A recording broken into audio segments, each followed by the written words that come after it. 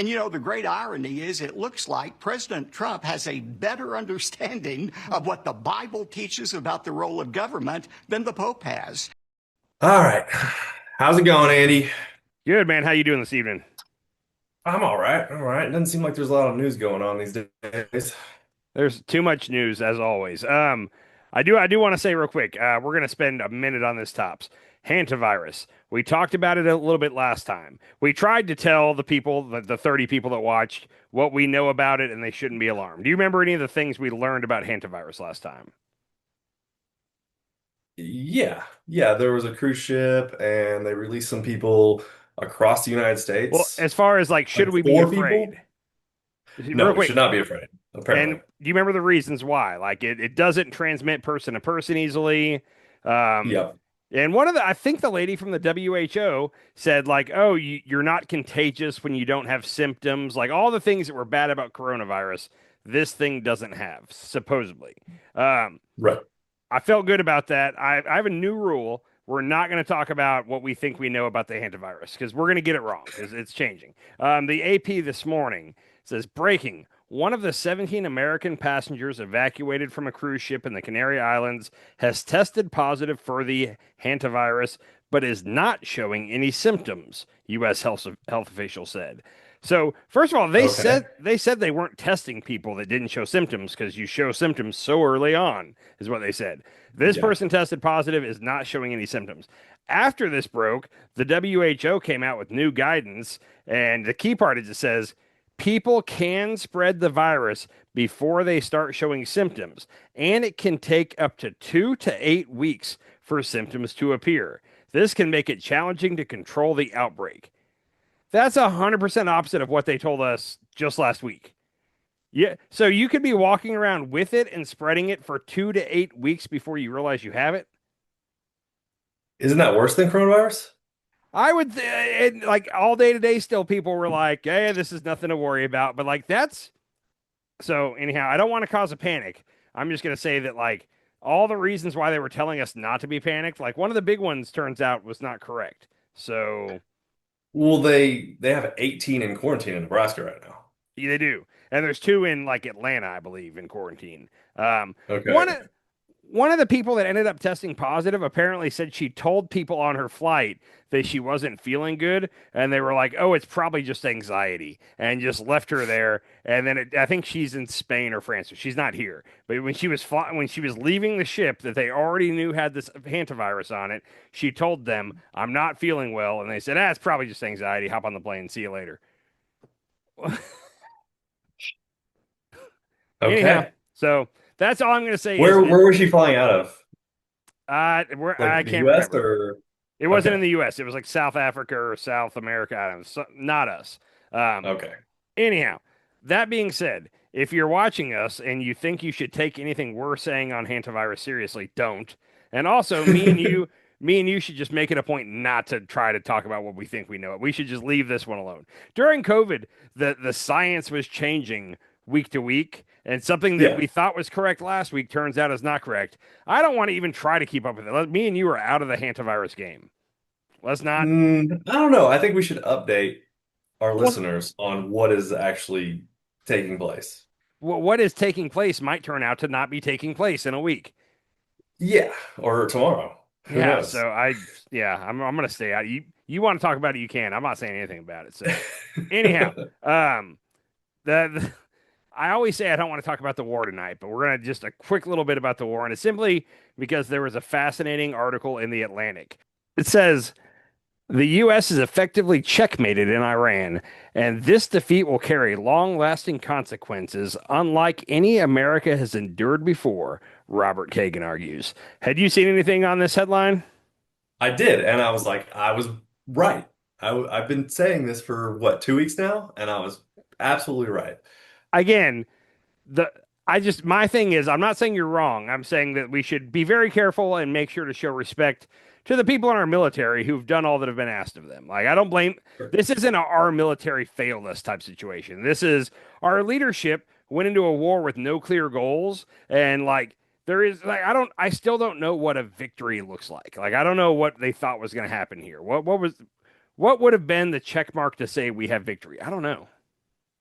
There wasn't one. That's the problem. We That's went so into that, this war and we're coming out defeated, worse off than we were. The entire world is coming off worse off than they were. But Iran is coming out looking like they're going to make more money from the strait. Like they defeated the United States. The United States we can claim a victory, but do we really do anything? No. They look like they defeated the strongest army in the world. and They're going to take they're going to take a victory lap on this one. that's the And it thing. sucks. They defeated the strongest army in the world without winning any battles whatsoever. Like they didn't. There was not a single military conflict where they got the upper hand on us. But like just unless you're willing to send in ground troops and like occupy the country, like there is no such thing as like bombing them into submission. Like they're never going to surrender. That's not the way they operate. Like this isn't Venezuela. Anyhow, Well, I mean, do you remember the Cold War? I would say very different. Extreme. What is your parallel between this and the Cold War? Well, there was no real battles fought. I mean, I'm sure there were between like the FBI and the CIA and, the Russian intelligence agencies, but we end up winning that just through sheer intelligence, Somewhat. So strategic intelligence, I feel right? like I'm going to need to make you watch a documentary on the Cold War. The Cold War was just a series of proxy wars. Like the Korean War was a proxy war. It was America and the Soviet Union couldn't fight each other directly because we had nukes. So we would basically do these proxy wars. Where we backed South Korea, the Soviet Union backed North Korea, and we backed our sides and had them fight in our place. And it happened there. Every war from 1952 through 1980 something was a proxy war between us and Russia. And even like I think the last one would have been like the Soviet Union invaded Afghanistan, and we funded the Mujahideen, which was basically Osama bin Laden and all his people, and we gave them weaponry and money to defeat the Soviets, which they then turned around and used on us later. But that like the whole proxy war was a series of battles that it just couldn't be between the U.S. and Russia directly. And the way we won that is we eventually made them go broke. Like we had an arms race with them to see who could build the most nukes, and the entire Soviet Union basically collapsed, broke into 13 individual countries, and Russia was pretty much broke at the end of that. Okay, so then I mean, Russia and China look better at the end of this too because they're siding with Iran, right? The winners here are Iran, Russia, and China. Like those are the three winners in this conflict, and it's not, here's the thing, it's not over yet, but if everything progresses as it's appearing to, then yeah, Iran is going to emerge stronger and Russia and China will have better access to oil in the Middle East because of it. America's losing its standing as like the head of the world. Like we're not in charge anymore. And I think that's it's happening at an irreversible rate right now, which is kind of scary. They're very scary. Yes. Yeah, apparently we've been building up our military in a way that is not feasible anymore because of the drones and the way wars are being fought now is not the way that we've been building our military. And What now we're depleted on even that. So and the thing is, you would think like mainly because of the Ukraine war, like a lot of countries have seen what the battlefield looks like these days, and it's drones and robots and stuff like that. And for some reason, Iran got the memo. They paid attention and took notes, and we're ready to go now. We weren't. I don't know why. Like we're helping them with intelligence. We should have seen this. And even if you remember, Trump is in the middle of trying to build his. It's going to be the Trump class battleships, is what he's trying to. He's mad. He wants the first one to be done in like 2 years, and apparently there's like a decade of like engineering and like testing to make you want it to be stable and fast and all these things. He's blowing right through that, and he just wants them to start building battleships. And everybody that knows anything about naval warfare these days, like battleships are a thing of the past. Like there's a reason nobody else is building battleships right now. It's smaller, faster. Like the destroyer is going to be like the biggest boat in anybody's arsenal. Aircraft carrier, obviously. Aircraft carriers are looking like they're going to be the sitting ducks of the future. Like China yeah. has these hypersonic missiles that are like pretty much invented to penetrate the defense around our aircraft carriers. Anyhow, we're not only are we not prepared for what a modern war would look like we're actively going in the wrong direction. Like, oh, let's start a new line of battleships because Trump said he wants it, and somebody smart should have explained to him, "Hey, sir, here's why we don't need battleships. What if we made it? They could have said they were making a new submarine after him. Well, we're always going to need the subs or some kind of a new fast attack, boat of some kind.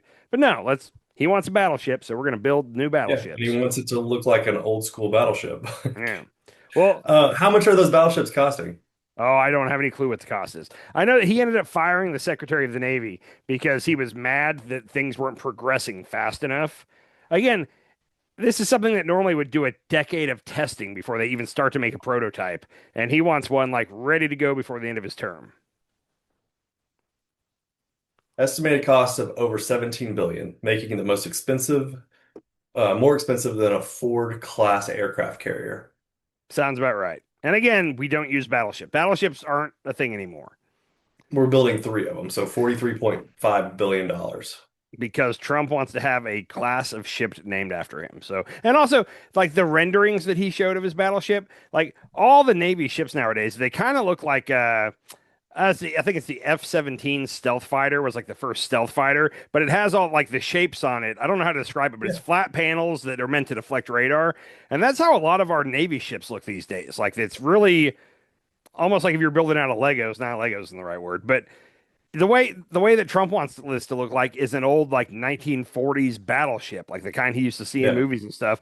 And it's like there's a reason we're not building ships like that anymore. But because Trump said this is how he want it, that's what we're going to build. And it's going to be the biggest waste of money in the history of our armed forces, which is saying something. Anyhow. That is saying something. Yeah. Real quick, back to this this article in the Atlantic. The guy that wrote it, Robert Kagan, fascinating guy. Everybody thinks that he's trying to slam Trump with this article. I'm going to tell you right now, I think this is reverse psychology going on. He has been the man behind every war for the past 25 years. Like he's always worked in Republican administrations when I don't even know. I don't know that this is correct, but I'm willing to put money on the fact that the first time we went into Iraq in 1991 with, H.W. Bush, I'll bet Robert Kagan was behind that. I know he was behind the second time in 2003 when we went to Iraq, in 2001 when we went to Afghanistan. Like this man loves a Middle East war and he's very pro-Israel. He's a Zionist.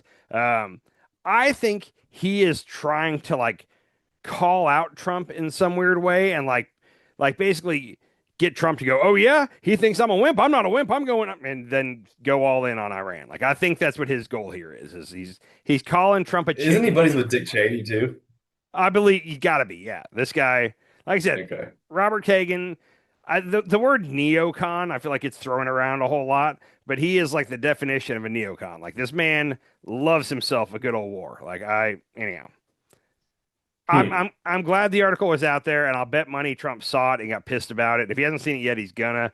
But also, like, I think that this might achieve its intended goal. Is like, hey, look, Trump, they're calling you a wimp. They're saying you don't have the balls. The whole article was basically saying we could win this, but it would require like a massive campaign with ground troops, and like Trump doesn't have the stomach for it right now. I think it says that word for word. It says he doesn't have the stomach to do it. Basically calling him a chicken, saying you don't have the balls to attack Iran like you need to. We'll see if Trump can resist the urge. I actually pulled a video from the Young Turks talking about it. Okay.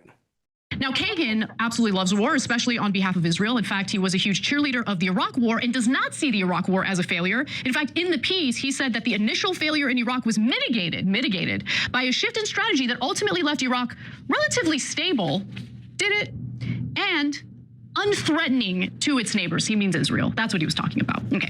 But let's get into what he has to say about the Iran war. He does not have similar views on the Iran war. He believes that the United States has been defeated. In fact, here's what he says. Defeat in the present confrontation with Iran can neither be repaired nor ignored. There will be no return to the status quo ante, no ultimate American triumph that will undo or overcome the harm done. So he dives into the issue with the Strait of Hormuz, something that honestly, a novice political analyst would be able to predict, but here's what he says. The Strait of Hormuz will not be open as it once was. With control of the strait, Iran emerges as the key player in the region and one of the key players in the world. The roles of China and Russia as Iran's allies are strengthened. The role of the United States substantially diminished. Thanks, Israel. Appreciate that. I agree with her on every aspect, except I'm shocked that she doesn't see that this is, and this is just my opinion, but I'm shocked that she doesn't see that Kagan is trying to like do a reverse psychology on Trump here. Like to me, that's so obvious. Maybe I'm wrong, but to me, it's so obvious. I think Trump wants out. He doesn't want in this war I anymore. no, I think He's done. It's not looking good.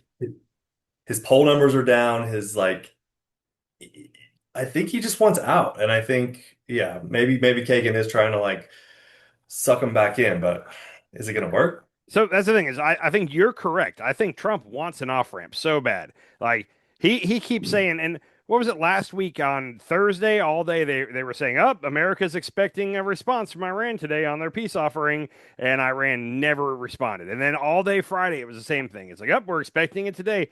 Turns out they responded sometime Sunday morning, and I don't know what their response was, but Trump was not happy about it. Trump went on like a tweet storm, and he said today in the Oval Office that he didn't even read the whole thing because it was so ridiculous. It was so awful that he didn't even read the whole thing. Whatever it was, he didn't like. So Hold on. yeah, So we're at war with a country. There's messages going back and forth, and he didn't read the whole thing. he said flat out today in the Oval Office. He said I didn't even read the whole thing because it was that bad of a response. Yeah. I mean, that's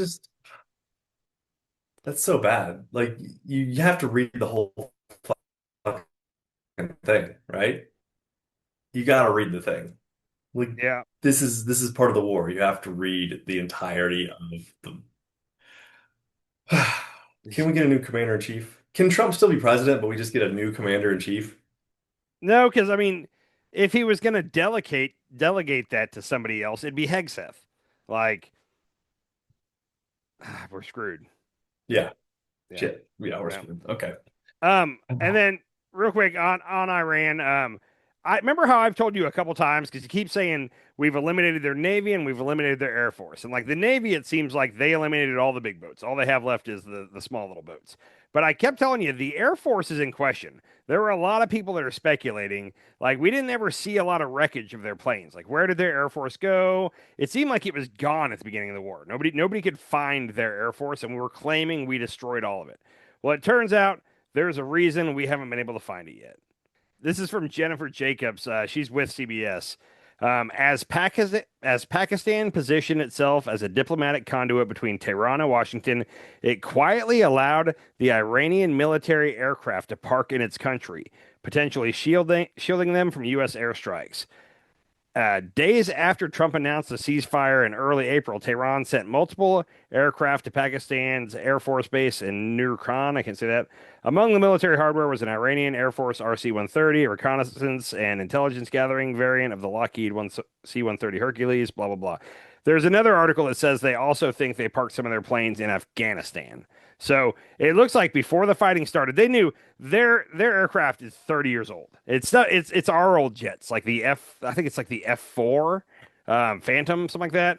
That's what they have, and they knew in head to head our Air Force would just destroy their Air Force, so they didn't even try. They went and parked all their planes in Pakistan and Afghanistan, and are going to keep them there till this is over. So turns out that's the mystery of where their Air Force went. So now are we going to bomb those air bases? If we attack Pakistan, that would be like Trump ain't doing that. Like we need Pakistan as an ally in the region, so it's not happening. Afghanistan, we could. I wouldn't be shocked if we started bombing Afghanistan again. That'd be an easy one. But in that clip you played a second ago, the Young Turks, Anna Kasparian talking, she was talking about how he was saying that Iran is now a great ally to Israel. You know, the war was successful, and Iran's not a threat. In fact, it's helpful to Israel.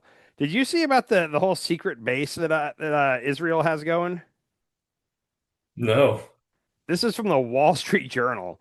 This is an exclusive report. Israel built a secret military outpost in Iraq to support its campaign against Iran and launched strikes on Iraqi troops who almost found it early in the war. So without Iraq's permission, Israel just went over and it was an airstrip. They set up like an Air Force base. It was for refueling and reloading their jets attacking Iran. And They set up a base in Iraq without telling Iraq, and every time the Iraqi army got a little too close, they would start bombing the Iraqis are supposedly our ally and Israel's ally. Isn't this just the Oh, shadiest? Like, I don't know what to even say about this. I guess I'm not Israel. shocked, but No, I'm not shocked. I mean, Israel just does whatever the hell it wants. That's the problem. Uh, did you see that I mean, did you see that the IDF is like in need of troops? I didn't see Like that. I saw. Go they're ahead. having issues, like they're in need of troops like badly. They're actually talking about like actually, you know what? Open this video, Kyle Kalinske. So they say military chief of staff Lieutenant General Eyal Zamir reportedly warned the IDF is going to collapse in on itself during a security cabinet meeting this week as the Army deals with mounting operational demands and a deepening manpower shortage. I'm raising 10 red flags in front of you, Zamir told ministers, according to a Channel 13 news report on Thursday. Right now, the IDF needs a conscription law, a reserve duty law, and a law to extend mandatory service, he was quoted as saying. Before long, the IDF will not be ready for its routine missions, and the reserve system will not last. So they can't even do their routine. So I'm confused there because he said they're going to have to do some kind of conscription. Like, from what I think I know, maybe I'm wrong on this, but like, isn't if you're an Israeli citizen, it's mandatory. You spend a couple years in the army, like you or the IDF, Unless you're a certain sect of Israel, uh, the religion. certain sect of Judaism. Yeah. Okay, because that's what like I've always been led to believe. Like every man and woman, like when you turn 18, you have to do like 4 years in the army, and then even after that, you're like basically in the reserves for the rest of your life. Like if ever they call on you, you're coming back. Maybe Um, I'm wrong on that.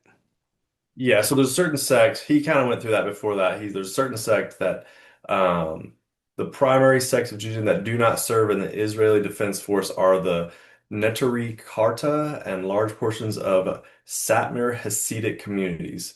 These are ultra Orthodox. That's what he Okay, said.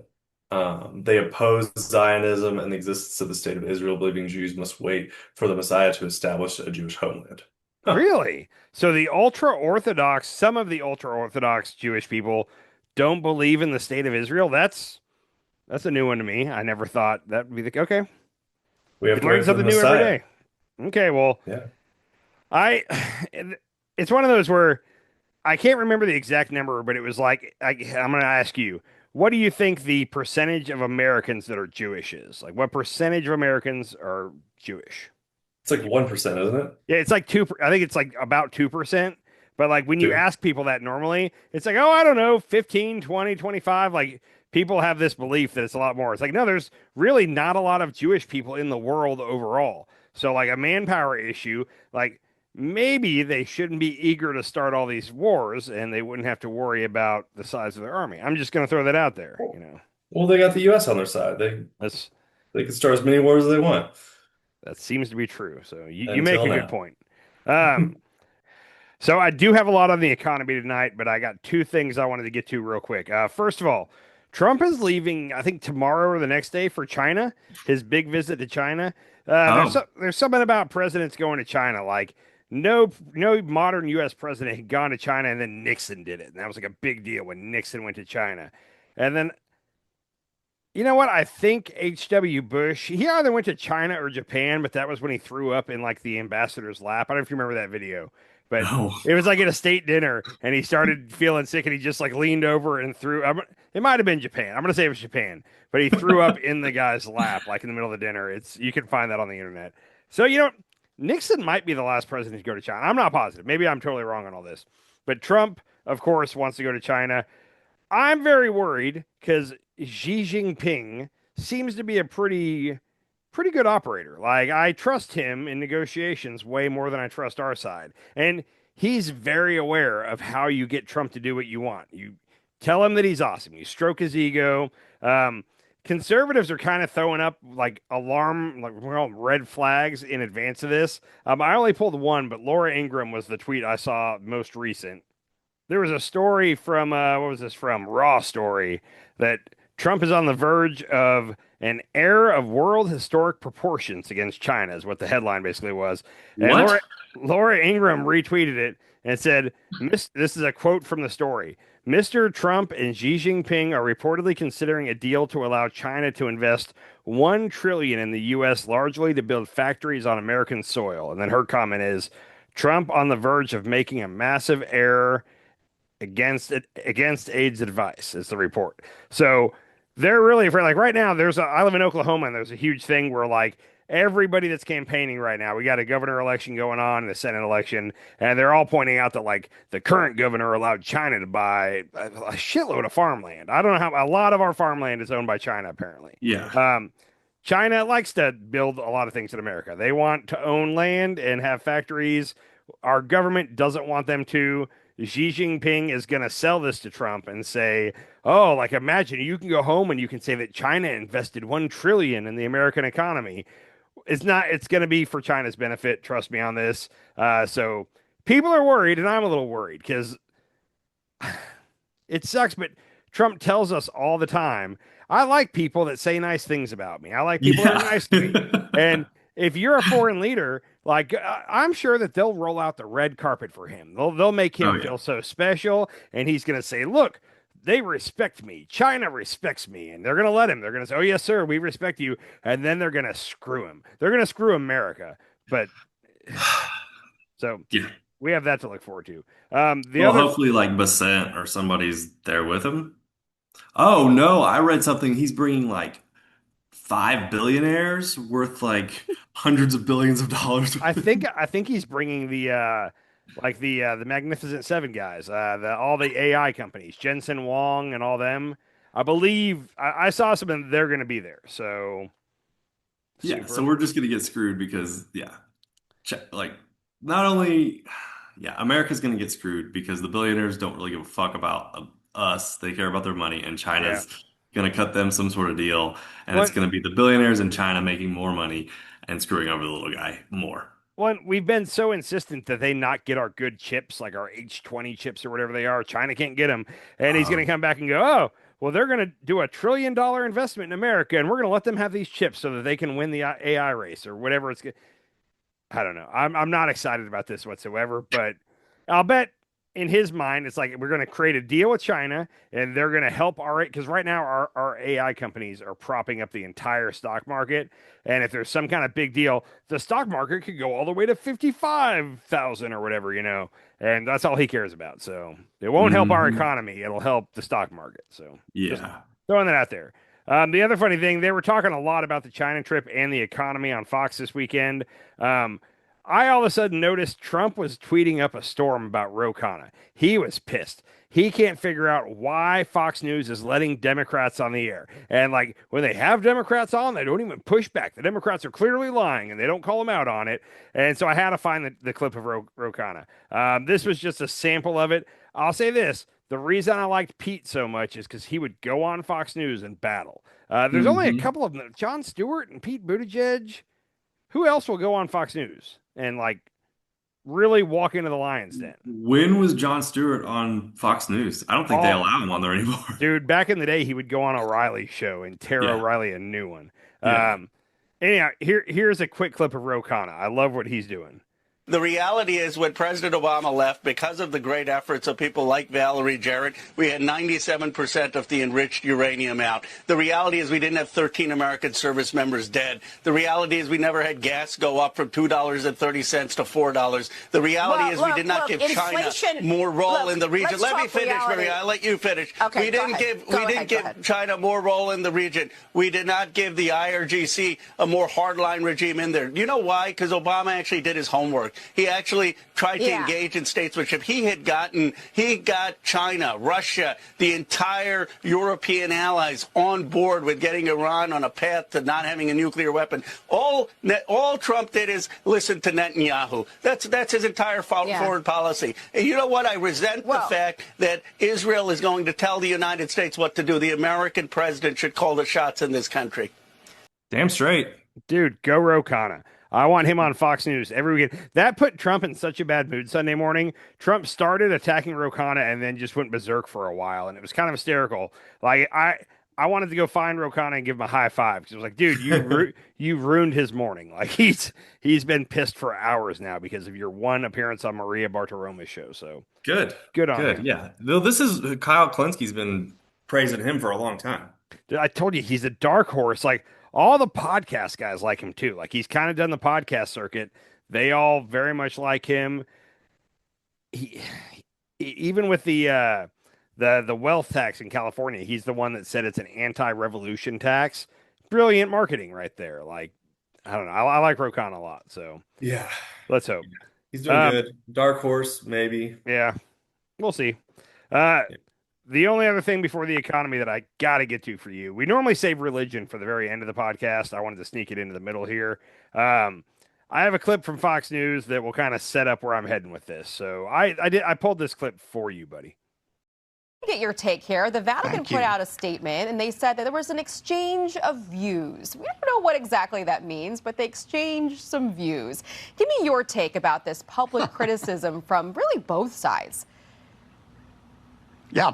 Look, I think it's commendable that the Trump administration is meeting with the Pope and trying to work with the Pope. The Pope is a good man. He's sincere in his faith, but he is sincerely wrong when it comes to Iran.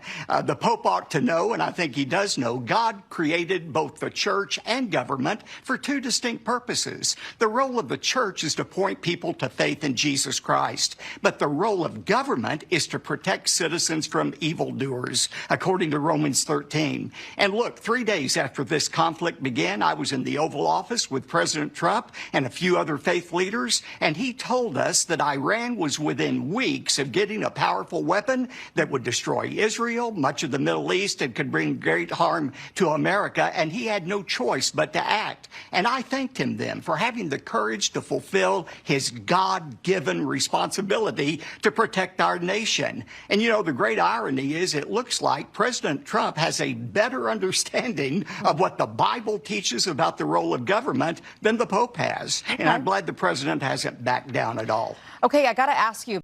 Damn. The President Trump, mind you, has a better grasp on what the Bible says than the Pope does, according to that guy. Also, he said, 3 days after the war started, he was in the Oval Office, and the president told him that Iran was weeks away from a nuke. Okay, yeah, there's only a couple people that actually believe when Trump says that. Our intelligence agency did not believe that. They thought they were years, if not decades away. Yet Trump keeps saying, we're 2 to 3 weeks away from a nuke. And I would love it if any of our intelligence backed that up. But no, Trump just says it, and the faith leaders agree. It's a shame that Trump can't be Pope, because he clearly knows more about the Bible than the Pope. He should be president and Pope at the same time. These people, man, this is insanity. We're living in insane times. I had a great brunch with a family for Mother's Day, actually. Very religious people, but like good religious people. I don't know how else to say it other than that. But we were talking about it, and they were like, the Jesus that we know doesn't match the Jesus that a lot of people in America are talking about these days, or something like that. And I was like, that's exactly the right way to put it. Like, yes, like I totally agree with you. They're religious and not fans of Trump, and they're a little concerned with what they see going on out there. Anyhow, as they should be. Yes, very much so. The reason I wanted to get into religion is, that gold Trump statue that we talked about, I think 2 shows ago. Yeah, the Kim Jong-un statue? Yeah, pretty much. So there was a ceremony at Mar-a-Lago this weekend to officially dedicate that statue. Actually, it's not Mar-a-Lago. I believe is it Doral? It's one of his other clubs. Okay. But they were officially dedicating it. And for some reason, it was all the faith leaders there to do this. I don't know why. Oh. So it was just the faith leaders. Yeah, just the faith leaders. And one of those guys up there is Pastor, what is his name? Mark Burns. And Pastor Mark Burns might be my favorite guy. People were saying that, hey, right off the bat, people were like, hey, the Bible's pretty clear that you should not idolize false prophets? I can't remember how they word it. But there's even mention of a golden calf. I don't know the exact thing, but this guy immediately after the ceremony felt the need on his own to clarify this. He said, Today at Trump National Doral, Miami, we witnessed an unforgettable moment with the dedication of the 22-foot statue honoring President Donald J. Trump. Let me be clear, this is not a golden calf. We worship Jesus or the Lord Jesus Christ and him alone. The fact that he felt the need to say that means that in the back of his mind he was like, this is kind of close to it's kind of close to exactly what we're not supposed to do. Okay. And then also, real quick, at this ceremony, the guy that actually cut the ribbon. Jeffrey Epstein's friend Brock Pierce cut the ribbon at the unveiling of the golden Trump statue in Doral. In 2012, Pierce told Epstein that he had a great time with the girls. Oh my goodness. This What kind guy of actually, hat is he wearing? at one point, this guy fled the country because he was afraid he was going to get arrested. And I think it had to do with like SA of minor boys. And he fled the country. Guess for $20, guess what country he fled to? Israel. Yes. Gosh. He's apparently back. We didn't even know he was back, but he was back cutting the ribbon at the dedication of the Trump statue. How fitting is that? I mean, look at what he's wearing. Like, look at his hat, and he's got like long curly hair. Look at the guy to the right of him in like the weird blue suit. So And then you I got a believe Hasidic Jewish guy there. so. The guy, real quick, Two the of them. guy in between the guy in the hat and the guy with the light blue, colorful suit. That guy Uh-huh. in the middle, I believe, is Pastor Mark Burns, the one that he was leading the spiritual side of this, and he's the one that specifically said this is not a golden calf. I don't know, kind of looks like a golden calf, but yeah, what an interesting group of Christians, rabbis, and one guy from the Epstein list. It's an interesting group to do the official ceremony. Yeah. Anyhow, that's all I got on that. Last thing Did, I have for tonight is the economy. Do you have anything you want to sneak in before that? yeah, I mean, while we're on the Epstein, did you see that in New York City they're calling it the Donald J. Trump and Jeffrey Epstein Memorial Reading Room. Oh my gosh, where is this at? It's in New York. I think it's in New York City, Okay. New York somewhere. So in this facility, they have all 3.5 million pages of the released Epstein documents, spiral bound in books. They printed them all out? Yeah, they printed them all out and Oh, spiral man. bound them and put them on bookshelves so you could go in there and read them. The guy said it would take over a year for you to I was gonna say, read. how big is this room? Like, that's not a standard bookshelf. That's a room of bookshelves. That's It's a a library. very, very, very long bookshelf, Okay. from what I saw. They have a room with over 1,000 candles dedicated to the victims of Jeffrey Epstein. They Okay. also have a giant timeline of Jeffrey Epstein and Donald Trump. And this is fascinating. Look, I didn't pull anything because I didn't find a good photo of it, but it shows like the Epstein plane when the girl was recruited from Mar-a-Lago. It shows like Melania and Ghislaine's letter when that was in like 2002 or 3 or whatever. Okay. And it just had the timeline of where Donald Trump and Jeffrey Epstein were like buds. Okay. That's an interesting. I'll have to see if I can find anything on that. That sounds like a fun tourist attraction. Yeah, I'm hoping. I wish I could have found like just that timeline. It's a giant mural on a giant wall, and I need just that. Okay. I'll see what I can find for next time. Okay. So, okay. Anything else before the economy? Let's see. I did have one other thing. Okay. What do you got? Um, So the Cash Patel whiskey. Yeah, so I saw something on this. What's hysterical? Did you see the SNL cold open this week? yes, that was good. So it was good, and I'm glad I hope they bring in a seasoned Zari all the time for Cash. I'm not gonna lie, as a whiskey drinker, I'd kind of like to get my hands on a bottle of Cash Patel's whiskey just to see what it tastes like. I don't want to pay for it. It's Woodford Reserve. Is They it took Woodford? Yeah, it's Woodford, Oh. and they took it, and yeah, it's modified bottles of Woodford. So he just like engraved his logo and the FBI logo on there. So he has like challenge coins that have his symbol on it and all that he gives to them if they do something good. And now he's got whiskey too. Yeah, he's flying around with cases of this stuff, handing it out to people. I'll tell you what. So there's been story after story that cash is the next one to go, and it's because of all the drinking stuff. Trump really doesn't like people that have a drinking problem, and I Mhm. think that's why like SNL focuses so hard on Hegseth being a drinker and Cash being. I think that they're trying to drive the president to fire these people by highlighting that their alcoholism. So. I like how they had Kavanaugh come in too. Yeah, well, Matt Damon played Kavanaugh during the hearings back in the day, so it was perfect. Ah, So yeah, okay, good perfect. cold open. All right, on the economy.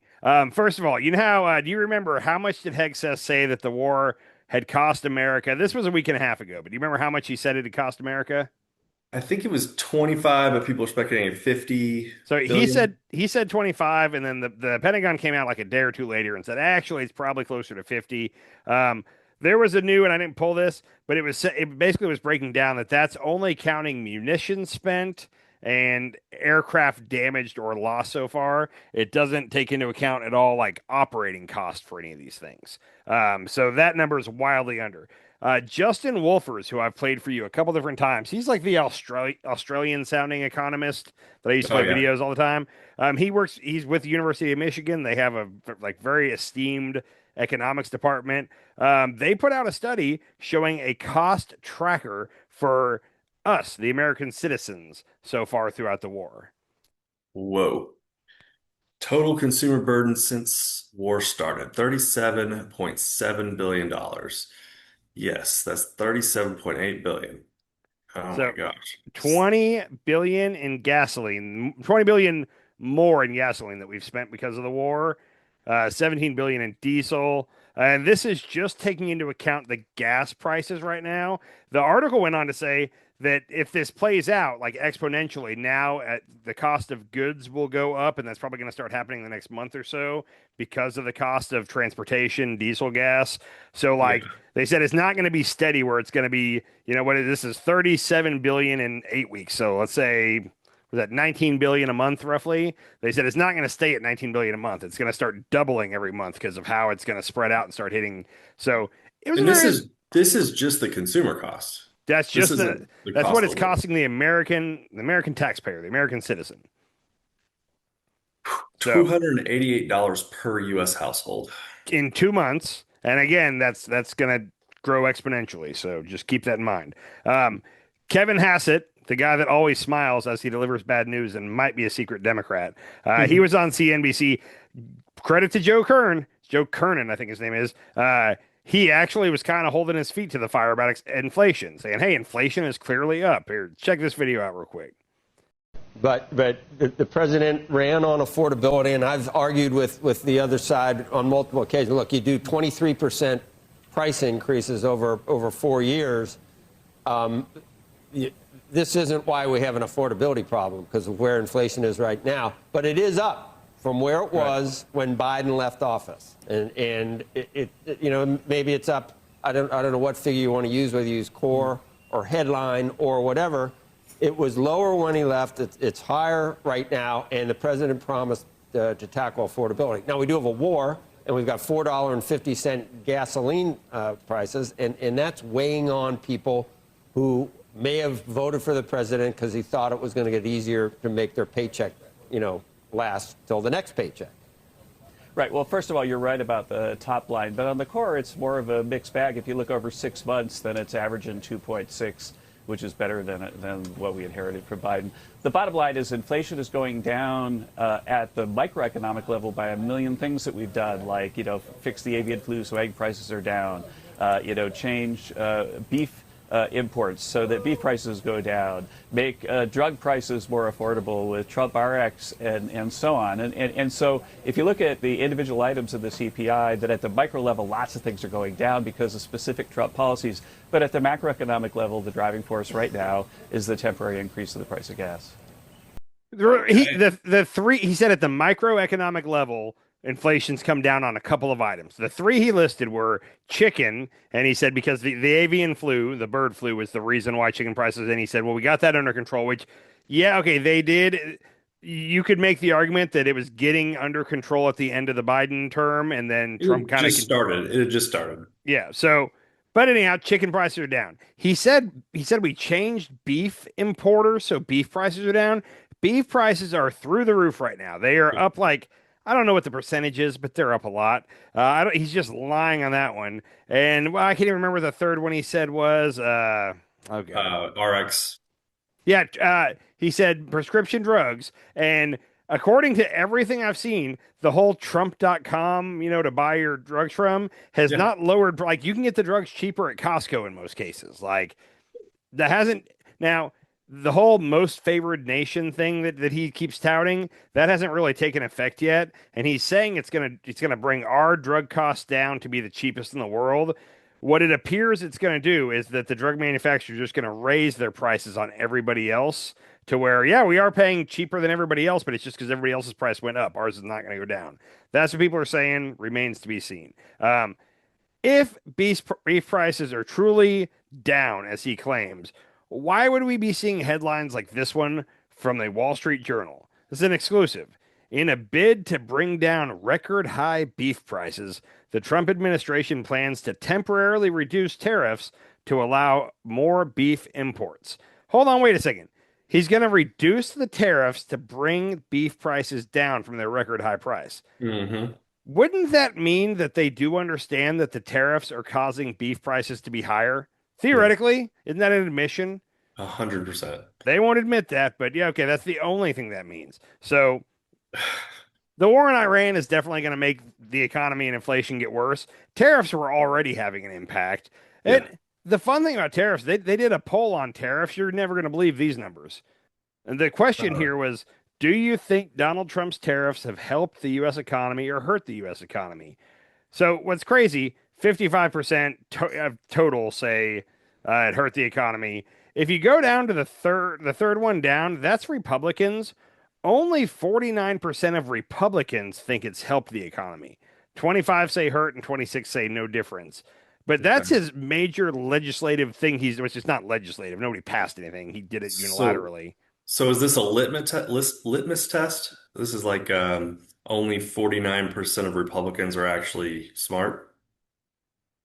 No, 49% think it helped the economy. So, oh wait, no. So okay. 25% are smart enough to know that tariffs cause prices to go up. 26% are at least smart enough to know that they don't know. Yeah, and then okay, so 25% are actually smart. 49% are positive that this has helped our economy. I don't know who those 49% are. I'd love to meet them. So 6% of Democrats are dumb. What's scary, only 56% of independents realize that it's hurting the economy. Like that, I figured that number would be higher. Interesting. I want to know who the 6% of Democrats are that think it's helped the economy. Or even no difference. Like, yeah, the economy is in shambles. But the 6% might be people that are in the stock market and or only pay attention to the stock market. I can see, so I know a guy up here who he's in the he's in a lubricants is like the business. He's a salesman for a lubricant company, and lubricants are all petroleum based. And he was explaining to me how the tariffs were actually really good for his company because China was flooding the market with all these really cheap, inexpensive lubricants. It made it hard for him to sell his, and the tariffs made it towards an even playing field, and his company is doing better. So if you're in certain industries, I'll bet I can see how you would be like, the tariffs are helping my business. They're helping me personally in my pocketbook. I'm happy with that. So yeah, that's probably those 6%. Yeah. If it's helping, a lot of people don't look outward. They only look at what's going on in their immediate. Yeah. So, which for me, it's one of those where I'm in like the home building industry, and all the tariff stuff has really hurt the housing market. So I'm very anti-tariff because it's hurting me personally. If it was helping me personally, I might have a very different outlook on tariffs. Who knows? So, maybe. And then the other thing, Trump wants to do a gas tax holiday. When was the last gas tax holiday? I don't know when the last one was, But I do know that in 2022, when gas prices got to the highest, I think it was like June of 2022, was the highest mark under Biden. It was after the war in Ukraine had started, and that caused massive fuel disruptions in the global economy. And the gas price got up to four something. I think the average price one day hit 5.02 a gallon in America. And Biden floated doing a holiday on the gas tax, and Republicans shot that down so fast. They said, "There's no way we're going to let you do that." Blah blah blah. Now Trump said he's going to do one, and I haven't heard from all of them yet, but I think you'll be shocked to find that most of them are on board. I'm just guessing.